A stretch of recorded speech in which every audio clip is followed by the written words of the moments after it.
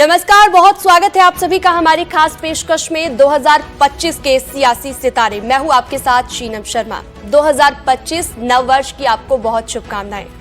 कई लोगों के लिए ये साल खास रहने वाला है। खास तौर पर हम बात करेंगे राजनेताओं की।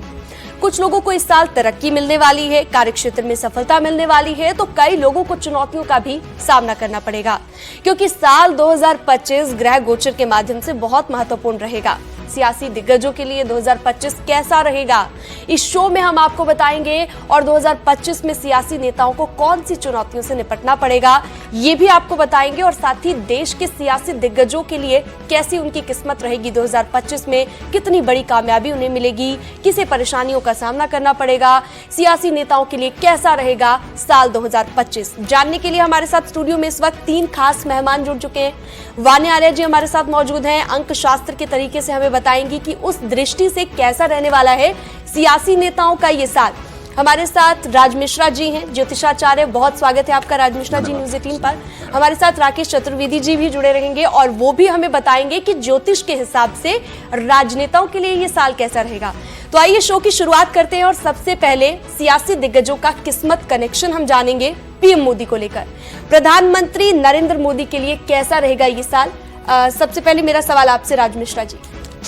अगर मैं प्रधानमंत्री जी की बात करूं कि ये वर्ष कैसा रहेगा, खैर सबसे पहले न्यूज 18 के सभी दर्शकों को नव वर्ष की बहुत सारी हार्दिक शुभकामनाएं। आदरणीय प्रधानमंत्री जी के लिए मेरी दृष्टि से ये वर्ष उनके लिए सबसे शानदार रहने वाला है। मैं बड़ा क्लियर इस बात को कह रहा हूं। और क्यों मैं ये शब्द कह रहा हूं, मैंने हमेशा कहा है एक बात कि हमारे यहाँ सनातन धर्म के अंतर्गत जो दिन की शुरुआत है वो सूर्य उदय के बाद मानी जाती है और अगले दिन के सूर्य उदय तक उसी दिन को काउंट किया जाता है। आप सब लोग एक बात ध्यान रखिएगा, इस बार 31 दिसंबर को मंगलवार का दिन है, जो कि रात्रि 12 बजे के बाद भी उसी दिन को माना जाएगा।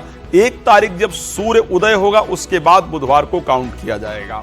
तो सबसे पहले ये वर्ष उसका है जो सनातन का है। मैं बार बार इस शब्द को कह रहा हूं और कई कार्यक्रम में इस शब्द को बोल चुका हूं कि ये वर्ष उसका है जो वास्तविकता में सनातन का है। और अगर सनातन को विशेष कोई फॉलो करता है, धर्म को फॉलो करता है, तो मैं उसमें मोदी जी को सर्वप्रथम दृष्टि में देख सकता हूं।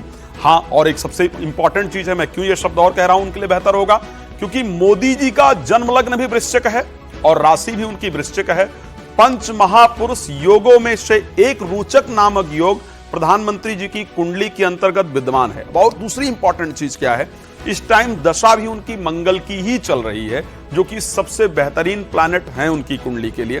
मेरे दृष्टि से अगर हम लकी नंबर की बात करें, क्योंकि 9 नंबर मंगल को रिप्रेजेंट करता है और ये वर्ष मंगलवार से प्रारंभ हो रहा है और प्रधानमंत्री जी की मंगल की दशा भी चल रही है। प्रधानमंत्री जी की वृश्चिक राशि भी है जिसके स्वामी भी मंगल है। इट मींस कि अगर मैं 9 के अंक की बात करूं, जनरली पिछले वर्ष ये चर्चा हो रही थी कि साहब 8 का अंक मोदी जी का है और 8 का अंक मोदी जी को बहुत कुछ बनाएगा, बहुत कुछ करेगा। मैं इस बात से पिछले वर्ष भी सहमत नहीं था और किसी भी चैनल या किसी भी सोशल मीडिया पर आपने इससे रिलेटेड मेरा वीडियो नहीं देखा होगा। 2025 में निश्चित कह सकता हूं, क्योंकि वो मंगल का वर्ष है, मोदी जी की जो राशि है वो मंगल की राशि है, इस कारण से 9 नंबर उनके लिए बहुत लकी साबित होने वाला है। न सिर्फ देश में बल्कि दुनिया भर में एक अलग पहचान वो अपनी बना चुके हैं। Yes. और माना जा सकता है कि आगे भी इसी तरह से वो भारत के साथ साथ हम सबका नाम भी हम कह सकते हैं कि हमें भी प्राउड फील कराते रहेंगे, जिस तरह से पूरे वर्ल्ड की हम बात करें। चलिए अमित शाह जी की भी अब बात कर लेते हैं, गृह मंत्री अमित शाह। वान्या जी, आपसे मेरा सवाल रहेगा, अंक शास्त्र के हिसाब से भी बताइएगा, ज्योतिष के हिसाब से भी बताइएगा, और लकी नंबर क्या रहेगा अमित शाह जी के लिए वो भी बताइएगा। देखिए, अगर हम अमित शाह की बात करते हैं, इनका डेट ऑफ बर्थ है 22 अक्टूबर 1964। तो अगर हम इस डेट ऑफ बर्थ की बात करें, मूला अंक जो है वो इनका 4 है, भाग्य अंक जो इनका है वो 7 है, कुआं नंबर इनका 9 है। तो कुआं नंबर होता है हर इंसान की लाइफ में एक लक फैक्टर। तो कहीं ना कहीं ये साल जो है 2025 का टोटल भी 9 पर आता है। तो कहीं ना कहीं उनके लिए ये साल जो है बहुत ज्यादा लकी है। पर्सनल ईयर 5 की बात करें, इस साल अमित शाह जी का जो पर्सनल ईयर है वो 5 पर आता है। 5 पर्सनल ईयर में इनका ट्रैवलिंग जो है बहुत ज्यादा बढ़ेगा और कुछ ऐसे डिसीजंस भी इंप्लीमेंट होंगे, क्योंकि ये मंगल का साल है। तो पॉलिटिकली जैसे जब डिमोनेटाइजेशन हुआ तो forceful implementation of some decisions, तो कहीं ना कहीं हो सकता है कि अमित शाह जी के थ्रू कोई ऐसे डिसीजंस भी, इस तरह के डिसीजंस जो है इंप्लीमेंटेशन हो। इस साल उनका ट्रैवलिंग बहुत रहेगा। मल्टीटास्किंग उनका बहुत ज्यादा बढ़ेगा। एक कॉशन ऑफ एडवाइस उनको यह है कि वो थोड़ा सा अपनी नींद का अगर पूरा ध्यान रखें तो ये साल उनके लिए लकी होगा। अच्छा, कोई एक टिप भी आप अगर देना चाहें उन्हें कि जैसा आप बता रही थी कि साउथ डायरेक्शन में अगर वो तमाम चीजें करेंगे तो बेहतर होगा, ऐसा कोई टिप आप अमित शाह जी को मैं बोलूंगी कि इस साल अगर आप रेड कलर को थोड़ा ज्यादा यूज करते हैं अपनी साउथ डायरेक्शन में, जो भी आपके अवार्ड सर्टिफिकेट मेडल्स हैं वो लगा दें। अपनी साउथ वॉल पर आप हनुमान जी की तस्वीर लगा सकते हैं। एक रेड कलर का ट्रायंगल जो है वो भी अगर आप अपनी साउथ वॉल पर अगर बना देते हैं तो उनकी लाइफ में, ऑलरेडी वो बीजेपी के चाणक्य हैं लेकिन उनकी फेम में और ज्यादा, it's like icing on the cake, तो वो उनकी लाइफ में और ज्यादा एनहांसमेंट लाएगा। हो सकता है कि लाइक उनको किसी फीमेल की वजह से भी काफी ज्यादा लाभ हो, चाहे वो कोई फीमेल मिनिस्टर हो या फिर उनकी घर की फैमिली के फीमेल्स हो, तो कहीं ना कहीं अगर वो फीमेल्स का कहीं ना कहीं इन्वॉल्वमेंट उनके पॉलिटिकल या वैसे डिसीजंस में भी लेंगे तो उनके लिए बिल्कुल कह सकते हैं कि अगर अमित शाह जी के लिए ये साल अच्छा रहेगा तो बीजेपी के लिए भी जाहिर तौर पर अच्छा रहेगा। चलिए अब राजनाथ सिंह जी की बात कर लेते हैं। रक्षा मंत्री हैं भारत के, कैसा रहेगा उनके लिए साल 2025? देखिए सीनम, 2025 का वर्ष जो है, जैसे आदरणीय राज मिश्रा जी ने बताया कि मंगलवार 31 तारीख को रहेगा, लेकिन अगर उदया लग्न देखा जाएगा तो बुधवार से आरंभ हो जाएगा उदया लग्न का। और दूसरी चीज इस वर्ष विशेष है कि वैदिक ज्योतिष के अनुसार सूर्य का प्रभाव इस पूरे वर्ष में रहेगा। और अगर राजनाथ जी की कुंडली क्योंकि प्रमाणित नहीं है तो दोनों विद्याओं का, क्योंकि ज्योतिष शास्त्र का पूरक सामुद्रिक विज्ञान है, यानी कि चेहरे की भावभंगिमा, मस्तक रेखा, हस्तरेखा इत्यादि का सामूहिक गणना किया जाता है अगर कोई प्रमाणित कुंडली नहीं होती तो। अगर उस अनुसार देखा जाए तो जो वैदिक ज्योतिष का सामुद्रिक विज्ञान इशारा करता है कि गुरु, सूर्य और शुक्र प्रधान कुंडली इनकी है। अगर आप देखेंगे कि इनके फैसले बड़े शालीनता पूर्वक होते, कभी भी इनको आक्रामक होते हुए आपने नहीं देखा होगा। चाहे उत्तर प्रदेश की राजनीति के मुख्य चेहरा थे तब भी, अब भारतवर्ष की सरकार में इस समय जब से मुख्य चेहरा है तब भी बहुत शालीनता पूर्वक निर्णय लेते हैं। तो ऐसी स्थिति में सूर्य प्रधानता और शनि का गुरु की राशि में आना तो इनके लिए अत्यंत लाभप्रद रहने वाला है।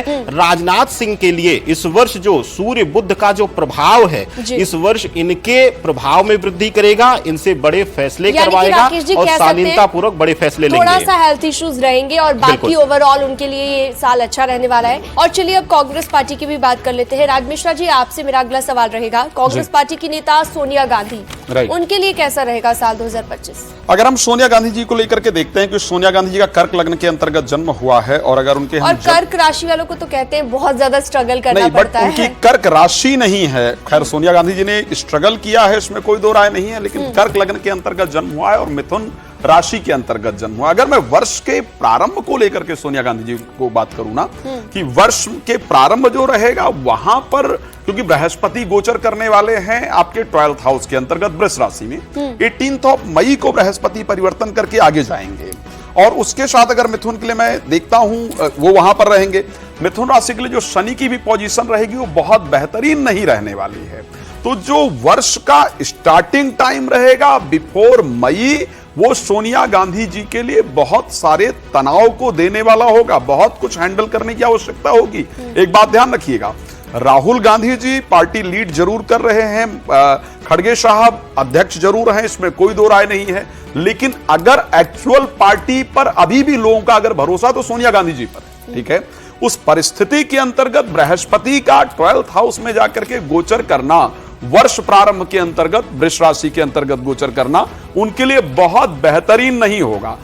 कैसा रहेगा साल 2025 यूपी की सियासत के लिहाज से और सीएम योगी के लिए? सबसे पहले एक बात सीनम जी मैं बता देता हूं कि वैसे भी यूपी हमेशा पॉलिटिकल एक गढ़ रहा है। किसी अगर ये कहा जाए कि दिल्ली का जो सिंहासन है ना वो यूपी से होकर के ही आता है तो ये गलत नहीं होगा और ये हमेशा रहा भी है। बिल्कुल। मैं 2025 में एक बात बड़ा क्लियर कह सकता हूं, आपने यूपी की बात की है, सबसे अधिक अगर न्यूज आपको देखने को मिलेगी राजनीतिक बदलाव में, सबसे इंपॉर्टेंट अगर योगदान कहीं रहने वाला है।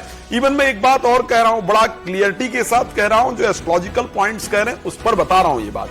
आपको उत्तर प्रदेश से 2025 में केंद्रीय मंत्रिमंडल के अंतर्गत भी कुछ खास लोग दिखने वाले हैं। प्रदेश के मुखिया के बारे में भी बता दीजिए। अगर मैं योगी आदित्यनाथ के लिए प्रदेश कैसा के रहेगा? मुखिया की अगर मैं बात करूं ना, तो प्रदेश के मुखिया के लिए भी मुझे 2025 बेहतर लग रहा है। 2024 में लोकसभा इलेक्शन के अंतर्गत बहुत सारी चीजें रही, उसको लेकर के बहुत सारे प्रश्न उठाए गए, मुख्यमंत्री बदलने जाने वाले हैं या ऐसा होने वाला है वैसा होने वाला है। मुख्यमंत्री आदरणीय योगी आदित्यनाथ जी का सिंह लग्न के अंतर्गत जन्म हुआ है, कुंभ राशि के अंतर्गत जन्म हुआ है, और उसके बाद इस वर्ष में शनि उनकी राशि चेंज करके अगले राशि यानी मीन में गोचर करने वाले हैं 30 मार्च में। इस टाइम शुक्र की महादशा और शुक्र की अंतर्दशा चल रही है। संयोग देखिए, शुक्र योगी जी के 10th हाउस के स्वामी हैं, और उसके साथ 9th हाउस जो सबसे प्रबल राजयोग कारक हाउस कहा जाता है, मंगल के साथ जाकर 11th हाउस में बैठे हैं। बुध 5th हाउस से उस पर दृष्टि दे रहे हैं। ये एक प्रबल राजयोग कारक अगर संयोग कहा जाए तो ज्योतिषीय दृष्टि से है। 2025 में योगी जी को जितनी अटकलें लगाई गई हैं 2024 के अंतर्गत आफ्टर इलेक्शन, वो सभी अटकलें झूठी साबित होती दिखेंगी। उनके जो डिसीजंस हैं, केंद्र भी उनकी सराहना करेगा और उनको केंद्र से अच्छा खासा सपोर्ट मिलता हुआ दिख रहा है। और 2025 में योगी जी का जो स्पेशल एक फोकस रहेगा, वो उत्तर प्रदेश में सबसे बेहतरीन जो कार्य के लिए, नौकरियों के डेवलपमेंट में, फाइनेंशियल डेवलपमेंट के लिए और काफी इंडस्ट्री को वहां पर लेके आने पर उनका फोकस रहेगा। 2025 में योगी जी उत्तर प्रदेश के लिए कुछ बहुत इंपॉर्टेंट डिसीजंस लेने वाले हैं और जो काम के होंगे। एक बात और मैं बता रहा हूं, आप लोग नोट करके रख सकते हैं, क्योंकि शुक्र की दशा होगी, शुक्र की अंतर्दशा होगी और शुक्र एकादश भाव में बैठे हैं, तो 2025 में योगी जी मीडिया इंडस्ट्री के लिए, फिल्म इंडस्ट्री को भी ज्यादा प्रोत्साहित करने के लिए कोई ना कोई डिसीजन लेंगे। उनके लिए भी उत्तर प्रदेश के अंतर्गत विशेष व्यवस्था की जाएगी। तो ये सब चीजें करने वाले हैं योगी जी की दृष्टि से। अगर मैं देखूं, अगर मैं उनके कुंडली को उठा करके देखूं, मैं 2025 में उनको बहुत बेहतरीन परिस्थिति के अंतर्गत आते हुए देख पा रहा हूं। बिल्कुल। तो देखिए, बहुत सारे राजनेता ऐसे होते हैं, मेहनत बहुत करते हैं, स्ट्रगल बहुत करते हैं वानिया जी, लेकिन फिर भी नहीं पहुंच पाते, क्योंकि आपकी कुंडली में राजयोग होना भी बहुत जरूरी होता है। चलिए, समाजवादी पार्टी के अध्यक्ष अखिलेश यादव की अब बात कर लेते हैं।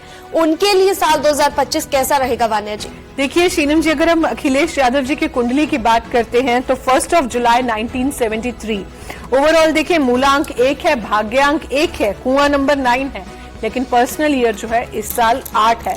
कुछ चीजें उनके लिए सपोर्टिव हैं, लेकिन उनके लिए न्यूट्रल ईयर रहेगा। पर्सनल ईयर 8 जो है इनको काफी ज्यादा मेहनत करवाने वाला है। ठीक है, अब आगे बढ़ते हैं और हमारे अगले राजनेता उत्तर प्रदेश के डिप्टी सीएम ब्रजेश पाठक हैं, जिनकी हम बात करने जा रहे हैं। राकेश जी, उनके लिए भी बताइए कि साल 2025 में क्या कहते हैं उनके सितारे। देखिए सीनम जी, ब्रजेश पाठक जी का, आदरणीय ब्रजेश पाठक जी की जो कुंडली है वह गुरु, राहु और मंगल प्रधान है।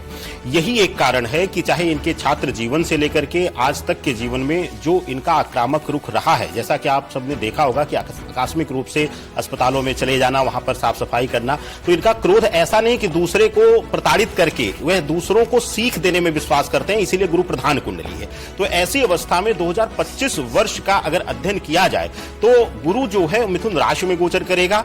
राहु केतु का एक बहुत बड़ा गोचर होने वाला है, राहु शनि के घर में आएगा और ऐसी स्थिति बनेगी कि इनका जो है प्रभाव बढ़ेगा। और विशेष करके उत्तर प्रदेश में स्वास्थ्य व्यवस्था हो या विशेष रूप से जो भी इनके पास विभागीय जिम्मेदारियां हैं, उनमें आप देखेंगे बहुत बड़े परिवर्तन वाले निर्णय इनके द्वारा लिए जाएंगे। और खास करके क्योंकि राहु प्रधान कुंडली है और साथ ही साथ गुरु की शुभता मिल रही है, तो ऐसी अवस्था में यह जिस भी विभाग को लीड कर रहे हैं उसमें जो विशेष रूप से लोअर लेवल पे एम्प्लॉइज हैं, जो निचले स्तर पर कार्यकर्ता हैं, कर्मचारी हैं, उनको जो असुविधाएं हो रही हैं, उनको जो समस्याएं हो रही हैं, उन पर यह कोई बड़ा निर्णय लेते हुए दिखाई देंगे। बड़ा फैसला एम्प्लॉयमेंट को लेकर के होगा इनकी विभागीय चीजों में।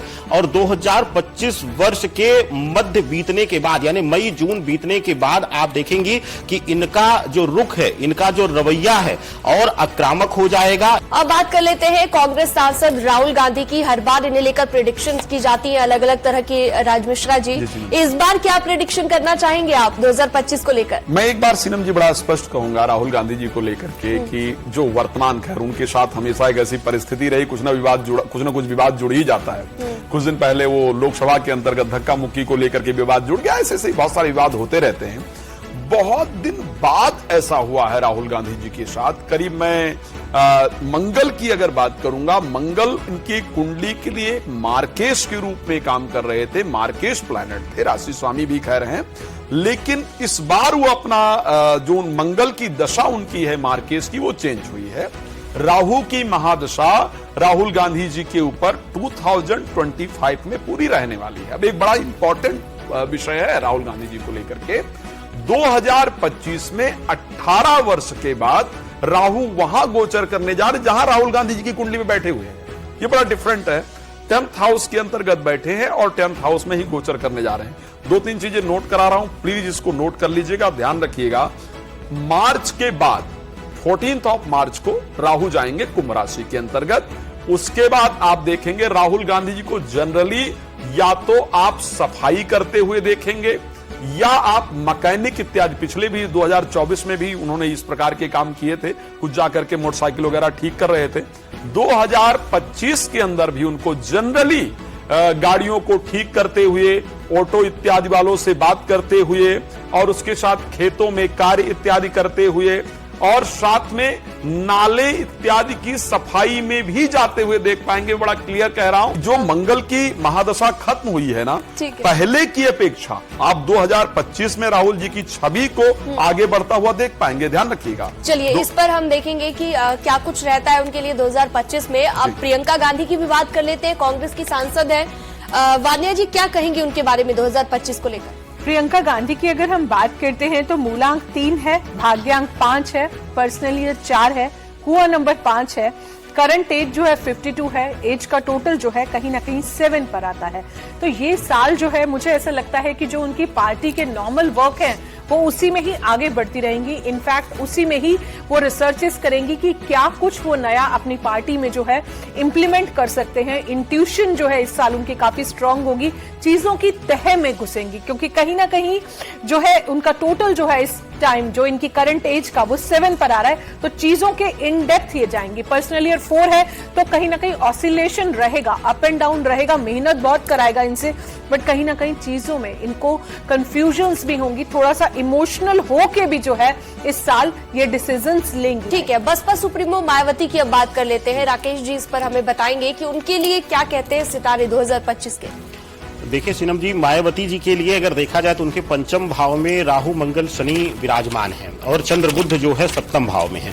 तो ऐसी अवस्था में राहु मंगल शनि एक साथ रहने के कारण आप देखेंगे कि एकदम से रूलिंग नेचर इनका हमेशा रहा है। जब ये अपने यंग अवस्था में थी और एक सीएम के रूप में थी, तो और साथ ही साथ पार्टी के भी प्रभाव में अगर देखेंगे आप तो इनका एक रूलिंग नेचर रहा है। लेकिन इस साल 2024 में तो काफी लॉस हुआ है और 2025 का वर्ष भी जो सीनम जी है इनके लिए वह देखा जाएगा, तो क्योंकि मंगल राहु की युति है और शुरुआती वर्ष के शुरुआत में एक लंबे समय तक मंगल जो है वह अच्छा प्रभाव इनके लिए नहीं दे रहा है और शनि का भी जो प्रभाव है वह शुभकारी इनके लिए नहीं है।